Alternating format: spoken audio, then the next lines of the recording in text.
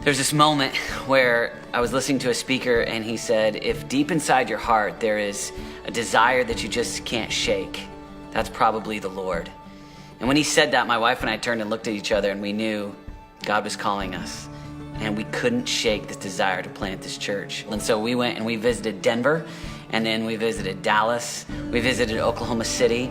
And when we were in Kansas City, I woke up that morning and just sensed like the Holy Spirit put in my heart, this was the city that God was calling us to come pioneer a brand new church. My connection with ARC really came a long time ago. In 2004, I went to an ARC event and just fell in love with the dream and the vision and saw that they were reproducing what had taken place with some of those early ARC churches and just saw it continue to grow. And my friendships with the ARC really continued to grow. What looked like just pragmatic training became relational connects. When I first thought about planning an ARC church, I thought about some of the details, some of the practicals. Man, they're gonna give you the X's and O's on how to do it. And I thought the financial piece and the training, that's gonna be the piece that I need, that practical piece. But in this journey, up until launch day yesterday, what I have found is that I found a brotherhood. And these guys have been family. I think one of the biggest challenges in this journey is that not everybody believes in your dream.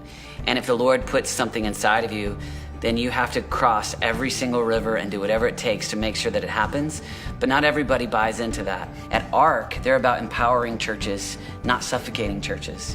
And I've been encouraged and grateful for the way that they've helped and empowered me to accomplish that mission. They helped us out financially.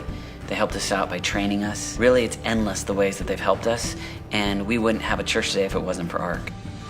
The primary thing that the Lord has taught me in this journey is that you can't see God work until you're ready to get out of the boat and take a risk. And in this process, we've seen miracle after miracle after miracle that we would just say, only God could do that. The day before launch day, I was excited, scared to death, and yet had this faith that everything was gonna work out.